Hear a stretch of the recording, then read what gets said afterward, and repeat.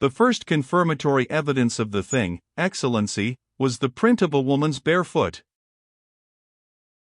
He was an immense creature. He sat in an upright chair that seemed to have been provided especially for him. The great bulk of him flowed out and filled the chair. It did not seem to be fat that enveloped him. It seemed rather to be some soft, tough fiber, like the pudgy mass making up the body of a deep-sea thing. One got an impression of strength. The country was before the open window, the clusters of cultivated shrub on the sweep of velvet lawn extending to the great wall that enclosed the place, then the bend of the river and beyond the distant mountains, blue and mysterious, blending indiscernibly into the sky. A soft sun, clouded with the haze of autumn, shone over it. You know how the faint moisture in the bare foot will make an impression. He paused as though there was some compelling force in the reflection. It was impossible to say, with accuracy, to what race the man belonged. He came from some queer blend of Eastern peoples. His body and the cast of his features were Mongolian. But one got always, before him, a feeling of the hot East lying low down against the stagnant Suez. One felt that he had risen slowly into our world of hard air and sun out of the vast sweltering ooze of it. He spoke English with a certain care in the selection of the words, but with ease and an absence of effort, as though languages were instinctive to him, as though he could speak any language. And he impressed one with this same effortless facility in all the things he did. It is necessary to try to understand this, because it explains the conception everybody got of the creature, when they saw him in charge of Rodman. I am using precisely the descriptive words. He was exclusively in charge of Rodman, as a jinn in an Arabian tale might have been in charge of a king's son. The creature was servile, with almost a groveling servility. But one felt that this servility resulted from something potent and secret. One looked to see Rodman take Solomon's ring out of his waistcoat pocket. I suppose there is no longer any doubt about the fact that Rodman was one of those gigantic human intelligences who sometimes appear in the world, and by their immense conceptions dwarf all human knowledge, a sort of mental monster that we feel nature has no right to produce. Lord Bayless Truxley said that Rodman was some generations in advance of the time, and Lord Bayless Truxley was, beyond question, the greatest authority on synthetic chemistry in the world. Rodman was rich and, everybody supposed, indolent. No one ever thought very much about him until he published his brochure on the scientific manufacture of precious stones. Then instantly everybody with any pretension to a knowledge of synthetic chemistry turned toward him. The brochure startled the world. It proposed to adapt the luster and beauty of jewels to commercial uses. We were being content with crude imitation colors in our commercial glass, when we could quite as easily have the actual structure and the actual luster of the jewel in it. We were painfully hunting over the earth, and in its bowels, for a few crystals and prettily colored stones which we hoarded and treasured, when in a manufacturing laboratory we could easily produce them, more perfect than nature, and in unlimited quantity. Now, if you want to understand what I am printing here about Rodman, you must think about this thing as a scientific possibility and not as a fantastic notion. Take, for example, Rodman's address before the Sorbonne, or his report to the International Congress of Science in Edinburgh, and you will begin to see what I mean. The Marchese Giovanni, who was a delegate to that Congress, and Pastroz, said that the something in the way of an actual practical realization of what Rodman outlined was the formulae. If Rodman could work out the formulae, jewel stuff could be produced as cheaply as glass, and in any quantity, by the carload. Imagine it, sheet ruby, sheet emerald, all the beauty and luster of jewels in the windows of the corner drugstore. And there is another thing that I want you to think about. Think about the immense destruction of value, not to us, so greatly, for our stocks of precious stones are not large, but the thing meant, practically, wiping out all the assembled wealth of Asia except the actual earth and its structures. The destruction of value was incredible. Put the thing some other way and consider it. Suppose we should suddenly discover that pure gold could be produced by treating common yellow clay with sulfuric acid, or that some genius should set up a machine on the border of the Sahara that received sand at one end and turned out sacked wheat at the other. What, then, would our hoarded gold be worth, or the wheatlands of Australia, Canada, or our Northwest? The illustrations are fantastic. But the thing Rodman was after was a practical fact. He had it on the way. Giovanni and Lord Bayless Truxley were convinced that the man would work out the formulae. They tried, over their signatures, to prepare the world for it. The whole of Asia was appalled. The Rajas of the native states in India prepared a memorial and sent it to the British government. The thing came out after the mysterious, incredible tragedy. I should not have written that final sentence. I want you to think, just now, about the great hulk of a man that sat in his big chair beyond me at the window. It was like Rodman to turn up with an outlandish human creature attending him hand and foot. How the thing came about reads like a lie, it reads like a lie, the wildest lie that anybody ever put forward to explain a big yellow Oriental following one about. But it was no lie. You could not think up a lie to equal the actual things that happened to Rodman. Take the way he died. The thing began in India. Rodman had gone there to consult with the Marchese Giovanni concerning some molecular theory that was involved in his formulas. Giovanni was digging up a buried temple on the northern border of the Punjab.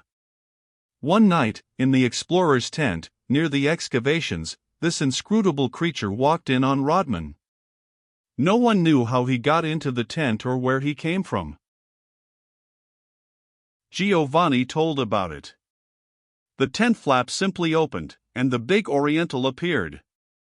He had something under his arm rolled up in a prayer carpet. He gave no attention to Giovanni, but he salaamed like a coolie to the little American. "Master," he said, "you are hard to find. I have looked over the world for you." And he squatted down on the dirty floor by Rodman's camp stool. Now, that's precisely the truth. I suppose any ordinary person would have started no end of fuss. But not Rodman, and not, I think, Giovanni. There's the attitude that we can't understand in a genius. Did you ever know a man with an inventive mind who doubted a miracle? A thing like that did not seem unreasonable to Rodman. The two men spent the remainder of the night looking at the present that the creature brought Rodman in his prayer carpet. They wanted to know where the Oriental got it, and that's how his story came out.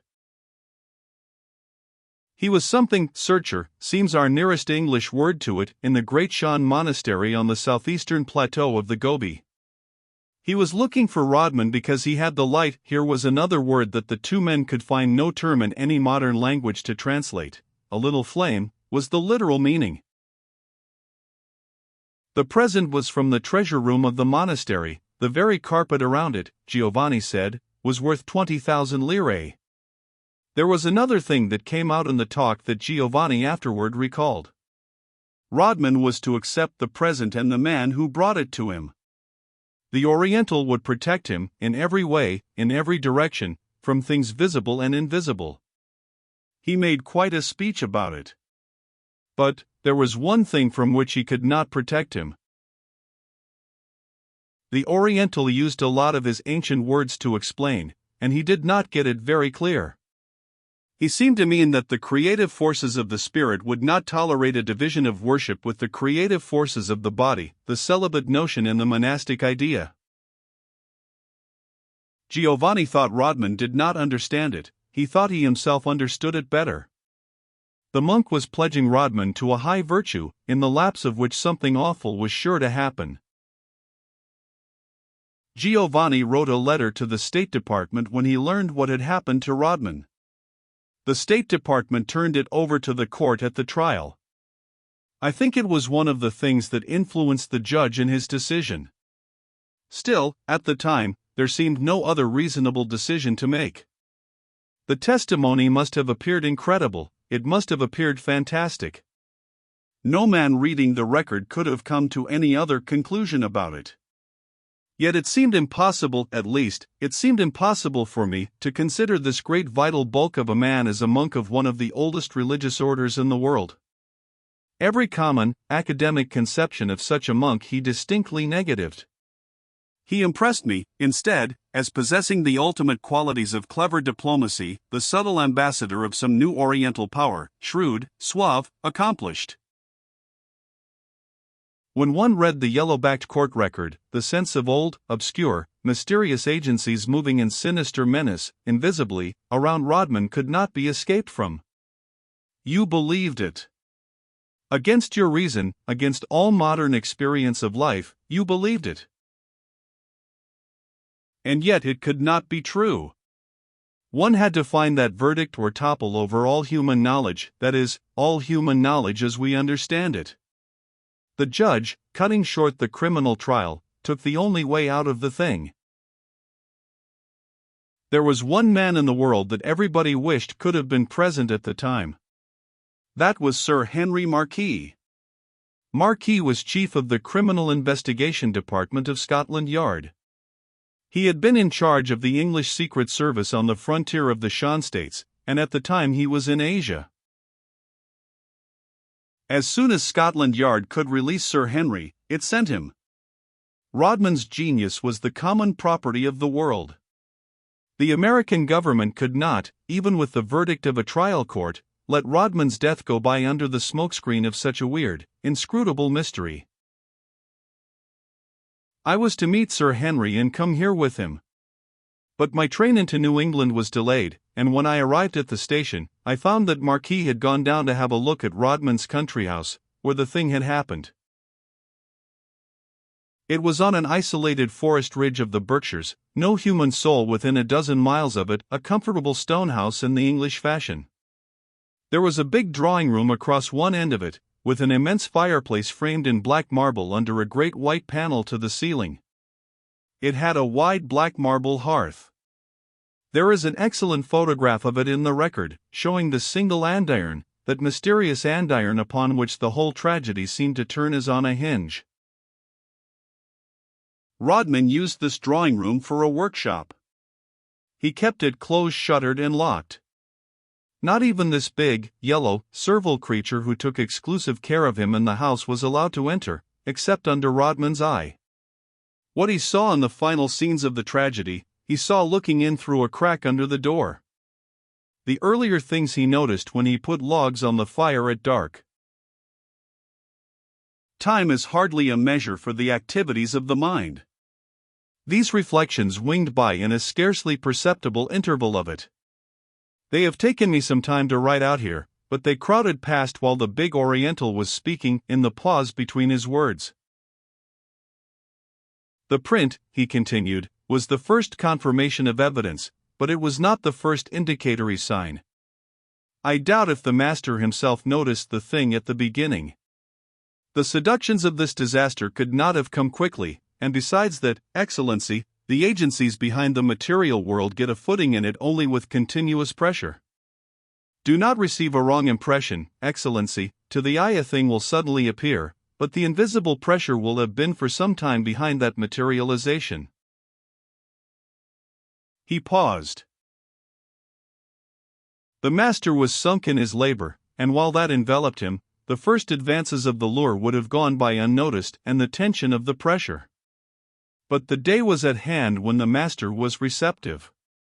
He had got his work completed, the formula, penciled out, were on his table. I knew by the relaxation. Of all periods, this is the one most dangerous to the human spirit. He sat silent for a moment, his big fingers moving on the arms of the chair. I knew, he added. Then he went on, but it was the one thing against which I could not protect him. The test was to be permitted. He made a vague gesture. The master was indicated, but the peril antecedent to his elevation remained. It was to be permitted, and at its leisure and in its choice of time. He turned sharply toward me, the folds of his face unsteady. "Excellency," he cried. "I would have saved the master, I would have saved him with my soul's damnation, but it was not permitted. On that first night in the Italian's tent I said all I could." His voice went into a higher note. "Twice, for the master, I have been checked and reduced in merit. For that bias I was myself encircled. I was in an agony of spirit when I knew that the thing was beginning to advance, but my very will to aid was at the time environed." His voice descended. He sat motionless, as though the whole bulk of him were devitalized, and maintained its outline only by the enclosing frame of the chair. "It began, Excellency, on an August night. There is a chill in these mountains at sunset. I had put wood into the fireplace, and lighted it, and was about the house. The master, as I have said, had worked out his formulae. He was at leisure. I could not see him, for the door was closed, but the odor of his cigar escaped from the room. It was very silent. I was placing the master's bed candle on the table in the hall, when I heard his voice. You have read it, Excellency, as the scriveners wrote it down before the judge." He paused. It was an exclamation of surprise, of astonishment. Then I heard the master get up softly and go over to the fireplace. Presently he returned. He got a new cigar, Excellency, clipped it and lighted it. I could hear the blade of the knife on the fiber of the tobacco, and of course, clearly the rasp of the match. A moment later I knew that he was in the chair again.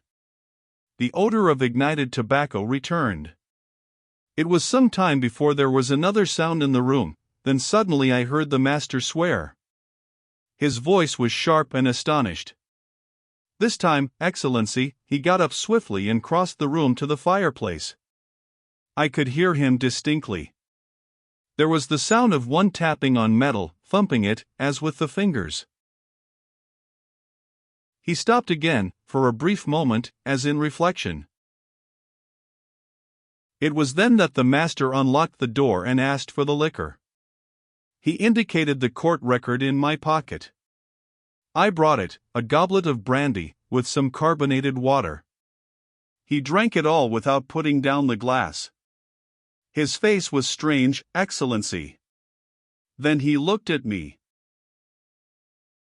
"Put a log on the fire," he said. I went in and added wood to the fire and came out. The master remained in the doorway. He re-entered when I came out, and closed the door behind him.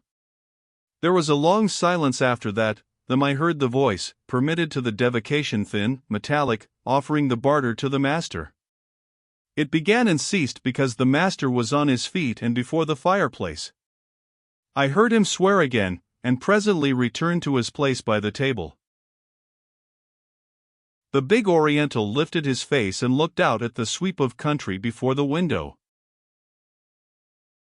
The thing went on, Excellency, the voice offering its lure, and presenting it in brief flashes of materialization, and the master endeavoring to seize and detain the visitations, which ceased instantly at his approach to the hearth. The man paused. I knew the master contended in vain against the thing. If he would acquire possession of what it offered, he must destroy what the creative forces of the spirit had released to him. Again he paused.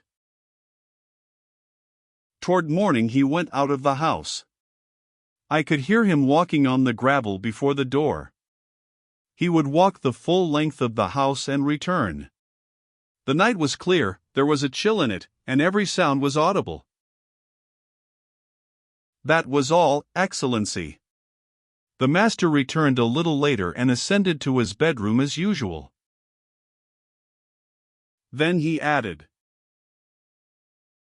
"It was when I went in to put wood on the fire that I saw the footprint on the hearth." There was a force, compelling and vivid, in these meager details, the severe suppression of things, big and tragic. No elaboration could have equaled, in effect, the virtue of this restraint.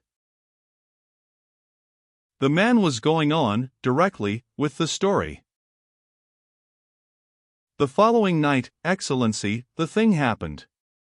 The master had passed the day in the open. He dined with a good appetite, like a man in health.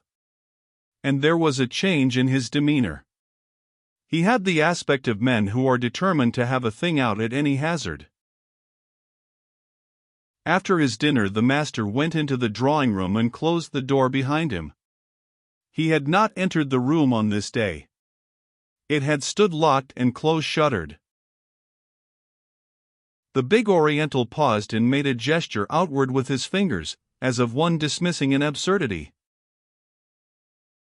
No living human being could have been concealed in that room. There is only the bare floor, the master's table and the fireplace. The great wood shutters were bolted in, as they had stood since the master took the room for a workshop and removed the furniture. The door was always locked with that special thief-proof lock that the American smiths had made for it. No one could have entered. It was the report of the experts at the trial. They showed by the casing of rust on the bolts that the shutters had not been moved, the walls, ceiling, and floor were undisturbed, the throat of the chimney was coated evenly with old soot. Only the door was possible as an entry, and this was always locked except when Rodman was himself in the room. And at such times the big Oriental never left his post in the hall before it. That seemed a condition of his mysterious overcare of Rodman. Everybody thought the trial court went to an excessive care. It scrutinized in minute detail every avenue that could possibly lead to a solution of the mystery. The whole country and every resident was inquisitioned. The conclusion was inevitable. There was no human creature on that forest crest of the Berkshires but Rodman and his servant. But one can see why the trial judge kept at the thing. He was seeking an explanation consistent with the common experience of mankind. And when he could not find it, he did the only thing he could do. He was wrong, as we now know. But he had a hold in the dark on the truth, not the whole truth by any means. He never had a glimmer of that. He never had the faintest conception of the big, amazing truth. But as I have said, he had his fingers on one essential fact. The man was going on with a slow, precise articulation as though he would thereby make a difficult matter clear. The night had fallen swiftly. It was incredibly silent. There was no sound in the master's room, and no light except the flicker of the log smoldering in the fireplace. The thin line of it appeared faintly along the sill of the door. He paused. The fireplace, Excellency, is at the end of the great room, directly opposite this door into the hall, before which I always sat when the master was within. The fireplace is of black marble with an immense black marble hearth. And the gift which I had brought the master stands on one side of the fire, on this marble hearth, as though it were a single andiron.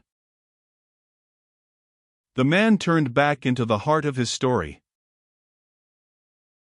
I knew by the vague sense of pressure that the devocations of the thing were again on the way. And I began to suffer in the spirit for the master's safety. Interference, both by act and by the will, were denied me. But there is an anxiety of spirit, Excellency, that the uncertainty of an issue makes intolerable. The man paused. The pressure continued, and the silence. It was nearly midnight. I could not distinguish any act or motion of the master, and in fear I crept over to the door and looked in through the crevice along the threshold. The master sat by his table. He was straining forward, his hands gripping the arms of his chair. His eyes and every tense instinct of the man were concentrated on the fireplace. The red light of the embers was in the room. I could see him clearly, and the table beyond him with the calculations, but the fireplace seemed strangely out of perspective. It extended above me. My gift to the master, not more than 4 handbreadths in length, including the base, stood now like an immense bronze on an extended marble slab beside a gigantic fireplace. This effective extension put the top of the fireplace and the enlarged andiron, above its pedestal, out of my line of vision. Everything else in the chamber, holding its normal dimensions, was visible to me. The master's face was a little lifted. He was looking at the elevated portions of the andiron which were invisible to me. He did not move. The steady light threw half of his face into shadow. But in the other half every feature stood out sharply as in a delicate etching. It had that refined sharpness and distinction which intense moments of stress stamp on the human face. He did not move, and there was no sound. I have said, Excellency, that my angle of vision along the crevice of the doorsill was sharply cut midway of this now enlarged fireplace. From the direction and lift of the master's face, he was watching something above this line and directly over the pedestal of the andiron. I watched, also, flattening my face against the sill, for the thing to appear. And it did appear. A naked foot became slowly visible, as though someone were descending with extreme care from the elevation of the andiron to the great marble hearth, under this strange enlargement, now some distance below. The big Oriental paused, and looked down at me. I knew then, Excellency, that the master was lost. The creative energies of the spirit suffer no division of worship, those of the body must be wholly denied. I had warned the master. And in travail, Excellency, I turned over with my face to the floor. But there is always hope, hope over the certainties of experience, over the certainties of knowledge. Perhaps the master, even now, sustained in the spirit, would put away the devocation. No, Excellency, I was not misled. I knew the master was beyond hope. But the will to hope moved me, and I turned back to the crevice at the doorsill. He paused.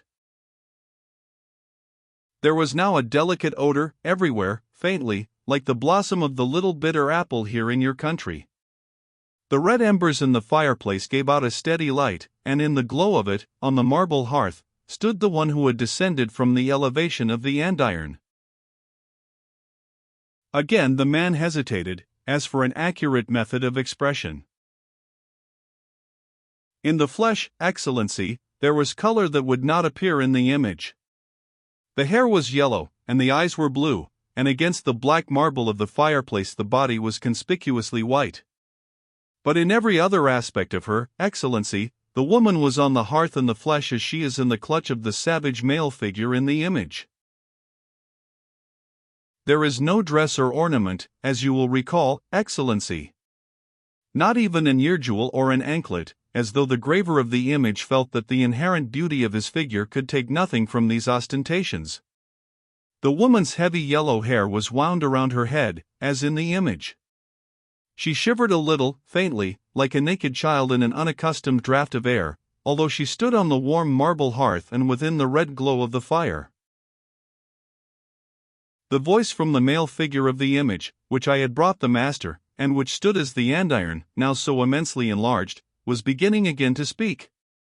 The thin metallic sounds seemed to splinter against the dense silence, as it went forward in the ritual prescribed. But the master had already decided. He stood now on the great marble hearth with his papers crushed together. And as I looked on, through the crevice under the doorsill, he put out his free hand and with his finger touched the woman gently. The flesh under his finger yielded, and stooping over, he put the formulas into the fire. Like one who has come to the end of his story, the huge Oriental stopped. He remained for some moments silent. Then he continued in an even, monotonous voice. I got up from the floor then, and purified myself with water. And after that I went into an upper chamber, opened the window to the east, and sat down to write my report to the Brotherhood. For the thing which I had been sent to do was finished. He put his hand somewhere into the loose folds of his oriental garment and brought out a roll of thin vellum like onion skin, painted in Chinese characters. It was of immense length, but on account of the thinness of the vellum, the roll wound on a tiny cylinder of wood was not above 2 inches in thickness. "Excellency," he said, "I have carefully concealed this report through the misfortunes that have attended me. It is not certain that I shall be able to deliver it. Will you give it for me to the jewel merchant Vanderdick, in Amsterdam? He will send it to Mahatal in Bombay, and it will go north with the caravans." His voice changed into a note of solicitation. "You will not fail me, Excellency, already for my bias to the master I am reduced in merit." I put the scroll into my pocket and went out, for a motor car had come into the park, and I knew that Marquis had arrived. I met Sir Henry and the superintendent in the long corridor. They had been looking in at my interview through the elevated grating. "Marquis," I cried, "the judge was right to cut short the criminal trial and issue a lunacy warrant. This creature is the maddest lunatic in this whole asylum. The human mind is capable of any absurdity." Sir Henry looked at me with a queer ironical smile. "The judge was wrong," he said. "The creature, as you call him, is as sane as any of us." "Then you believe this amazing story?" I said. "I believe Rodman was found at daylight dead on the hearth, with practically every bone in his body crushed," he replied. "Certainly," I said. "We all know that is true. But why was he killed?" Again Sir Henry regarded me with his ironical smile. "Perhaps," he drawled, "there is some explanation in the report in your pocket, to the monastic head. It's only a theory, you know." He smiled, showing his white, even teeth. We went into the superintendent's room, and sat down by a smoldering fire of coals in the gate. I handed Marquis the roll of vellum. It was in one of the Shan dialects. He read it aloud. With the addition of certain formal expressions, it contained precisely the Oriental's testimony before the court, and no more. "Ah," he said in his curiously inflected Oxford voice. And he held the scroll out to the heat of the fire. The vellum baked slowly, and as it baked, the black Chinese characters faded out and faint blue ones began to appear. Marquis read the secret message in his emotionless drawl. "The American is destroyed, and his accursed work is destroyed with him. Send the news to Bangkok and west to Burma. The treasures of India are saved." I cried out in astonishment. An assassin! The creature was an assassin. He killed Rodman simply by crushing him in his arms. Sir Henry's drawl lengthened. "It's Lal Gupta," he said, "the cleverest Oriental in the whole of Asia. The jewel traders sent him to watch Rodman, and to kill him if he was ever able to get his formulae worked out. They must have paid him an incredible sum. And that is why the creature attached himself to Rodman."